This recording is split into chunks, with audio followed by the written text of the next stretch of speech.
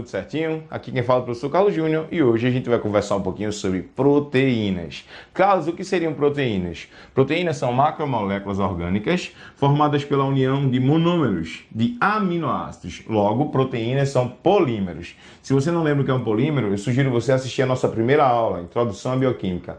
Lá tá tudo explicadinho direitinho, joia? Eu trouxe aqui para representar para vocês, uma estrutura de uma proteína. É óbvio que isso não é uma proteína, é muito pequeno. Uma proteína é formada pela união de aminoácidos, e esses aminoácidos vão se ligar através de uma ligação chamada ligação peptídica. Tudo bem? Macromoléculas orgânicas formadas pela união de aminoácidos unidos a partir de uma ligação peptídica.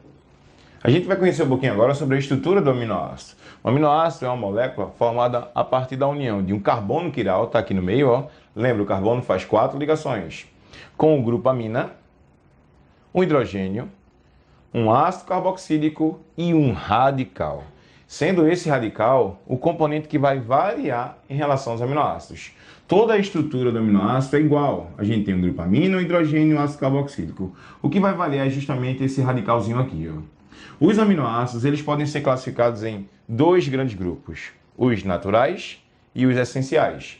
Carlos, o que são aminoácidos naturais? São aqueles que são produzidos pelo nosso corpo. Esse aqui eu os produzo. Exemplo, a glicina e a alanina. O que são os aminoácidos essenciais? São aqueles em que eu não produzo, e eu vou precisar adquirir eles da nossa dieta. Ou seja, a gente vai precisar se alimentar de alimentos ricos em proteínas para adquirir justamente esses aminoácidos. Só queria chamar a atenção para um detalhezinho. Alguns autores trazem os aminoácidos semi-essenciais. O que são eles, Carlos? São aminoácidos que a gente produz, mas em baixa quantidade. Então a gente vai precisar adquirir eles na dieta. Um exemplo é a histidina. Ô Carlos, como é que os aminoácidos ligam-se para produzir uma proteína? Os aminoácidos vão fazer um tipo de ligação que a gente vai chamar de ligação peptídica. Eu trouxe para representar aqui 2 aminoácidos, um em azul e um em rosa. Estão vendo aí? Lembra, a estrutura é sempre a mesma. Grupo amina, o hidrogênio, um ácido carboxílico. O que vai mudar é um radical. Esse radical pode ser um hidrogênio, pode ser um grupo metil, pode ser outros radicais. Eu vou representar aqui como R1 e R2. Tranquilo? Observem que no ácido carboxílico desta molécula aqui, você tem hidroxila. E este aminoácido vai interagir com o grupo amina de um segundo aminoácido. Observem o que é que vai acontecer aqui. Quando a hidroxila desse ácido carboxílico do aminoácido em azul interage com o hidrogênio do grupo amina do aminoácido rosa, você vai observar a formação de uma molécula de água. Por isso que a gente diz que essa síntese é uma síntese por desidratação. Por quê, Carlos? Porque ao produzir este peptídeo, que a gente vai chamar de dipeptídeo. Por que dipeptídeo, Carlos? Porque você tem 2 aminoácidos formados. Observem, o aminoácido perdeu sua hidroxila, o outro aminoácido perdeu hidrogênio. Eu vou unir o carbono com o nitrogênio através da ligação, que é a ligação peptídica. Observe aqui, para cada ligação peptídica, eu tenho sendo liberada uma molécula de água. Por isso que essa síntese é uma síntese por desidratação. Vê se você recapitula aí. Grupo amina de um aminoácido com ácido carboxílico do outro libera água. Você tem assim um peptídeo. Neste caso aqui, 2 aminoácidos, um dipeptídeo. Carlos, uma proteína é formada a partir de quantos aminoácidos? Aí a gente vai ter algumas discussões. Alguns autores vão trazer 50 aminoácidos, 60, 70 aminoácidos, mas eu queria chamar a atenção para as histonas, que são proteínas formadas a partir de 50 aminoácidos. Tudo bem? Queridos, como é que eu vou saber, Carlos, o número de ligações peptídicas que foram realizadas na formação de uma proteína? Isso é uma regrazinha, tá? A gente observa que o número de aminoácidos menos 1 vai determinar o número de ligações peptídicas e o número de moléculas de águas liberadas. Observem aqui, eu tenho 2 aminoácidos, eu fiz quantas ligações peptídicas? 1. Se eu tiver 3 aminoácidos, Carlos, 3 menos 1, 2. 10 aminoácidos, 10 menos 1, 9. 100 aminoácidos, 100 menos 1, 99 ligações peptídicas. E 99 moléculas de água sendo liberadas. Observem que todos ficam ocupados e vai sobrar no peptídeo ou na proteína sempre um amino terminal e um ácido carboxílico terminal. Então, independente do número de aminoácidos, eu vou ter sempre uma amina terminal e um ácido carboxílico terminal. Carlos, em relação à estrutura, como é que essas proteínas podem estar organizadas? A gente vai observar entre as proteínas 4 níveis de organização. O primeiro deles é a proteína recém-formada. A proteína recém-formada ela é apenas formada pela união de aminoácidos, ou seja, ela tem apenas ligações peptídicas. A gente chama esse nível de organização, essa estrutura, de estrutura primária, também chamada de estrutura linear. A estrutura primária ou linear ela só é formada por ligações peptídicas. Então você tem aqui uma longa cadeia de aminoácidos. O que é que pode acontecer, Carlos? Esses aminoácidos podem sofrer um processo de interação entre eles. E essa interação se dá através de pontes de hidrogênio, ligações de hidrogênio. Você deve lembrar isso na aula de água, a gente falou sobre ela, sim? E aí, você pode fazer com que uma proteína linear ganhe uma outra conformação estrutural, tá? A gente chama essa conformação estrutural gerada através da interação entre os aminoácidos por pontos de hidrogênio de estrutura secundária. A gente tem 2 tipos de estrutura secundária observados na proteína. Ela pode sofrer um espiralamento, espiralização, quase não sai, né? A gente vai chamar isso de alfa-hélice. Ou ela pode sofrer pregueamentos. A gente vai chamar isso de beta-folha pregueada. Só aminoácidos, estrutura linear primária. Interação entre os aminoácidos por pontos de hidrogênio, estrutura secundária. Pode ser em alfa-hélice ou em beta-folha pregueada. O que é que pode acontecer, Carlos? Pode acontecer desses aminoácidos continuarem a se dobrar. Sabe fio de telefone? Quando você pega o fio de telefone, você observa uma partezinha lisa assim, ali seria a estrutura primária.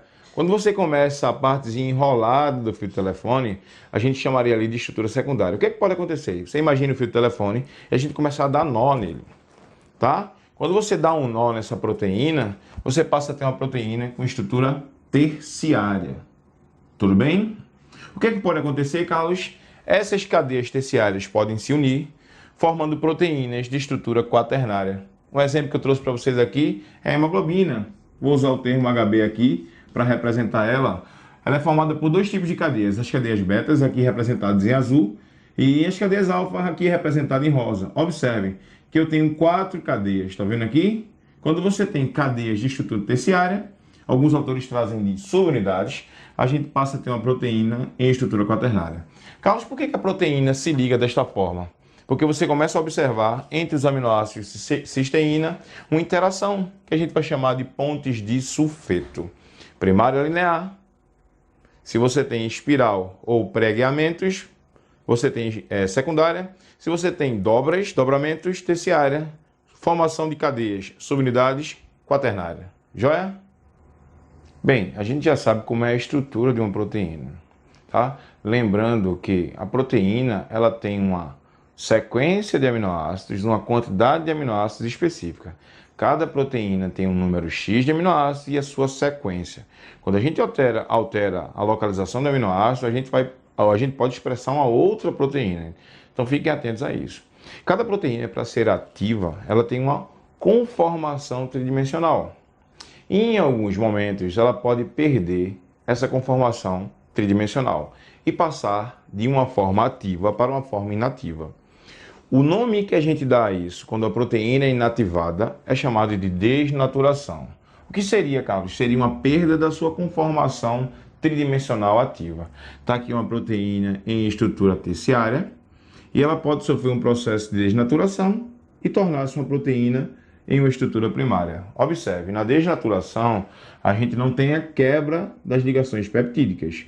O que a gente vai quebrar são as ligações secundárias. As pontes de sulfeto, as pontes de hidrogênio. Tranquilo? Carlos, quem são os agentes que podem levar a uma desnaturação proteica? Os principais agentes são a temperatura e o pH. E a gente tem alguns agentes desnaturantes, por exemplo, alguns solventes orgânicos miscíveis em água, alguns detergentes também podem realizar a perda da conformação ativa dessa proteína. Esse processo pode ser um processo reversível. O pessoal que usa chapinha no cabelo sabe disso. Você dá a chapinha, o cabelo fica liso, mas você não pode ir para água. Se molhar o cabelo, levar chuva, o cabelo volta ao normal. Por quê, Carlos? Porque a hidratação faz com que as ligações entre os aminoácidos retornem, fazendo com que o cabelo ganhe a sua conformação nativa original. Beleza? É aquele famoso cabelo que não é a prova d'água. Tranquilo? Bom, galera, Carlos, quando eu utilizo uma escova progressiva, uma escova permanente, qual é a diferença disso para simplesmente uma chapinha? Na escova progressiva, você utiliza o calor para desnaturar a proteína, olha lá o calor, mas você vai utilizar um agente estabilizante, que é a base de formol, fazendo com que as ligações entre os aminoácidos não se refaçam. Aí a proteína continua na conformação desnaturada. Mas muito cuidado para quem utiliza esse tipo de procedimento. A gente deve sempre utilizar a hidratação para manter sempre o fio forte, porque senão ele fica mais quebradiço. Tranquilo, galera? Nem sempre esse processo pode ser revertido. Um exemplo é a ovoalbumina ou albumina, que é o que está presente na clara do ovo. Quando você pega o ovo, quebra o ovo, joga na frigideira, você observa que ele sai do seu estado líquido, viscoso, para o estado sólido. Meu amigo, você pode pegar a panela, meter na água, encher de água, não vai voltar ao normal. Não adianta hidratar, porque esse processo é um processo irreversível. Então a desnaturação pode ser reversível, quando vai e volta, e pode ser irreversível, quando ela não mais retorna. Carlos, como podem ser classificadas as proteínas? A gente tem algumas formas de classificação. Utilizei duas aqui. Primeiro é em relação ao grupo que forma essa proteína. Se essa proteína for formada apenas por aminoácidos, a gente vai chamar essa proteína de proteína simples.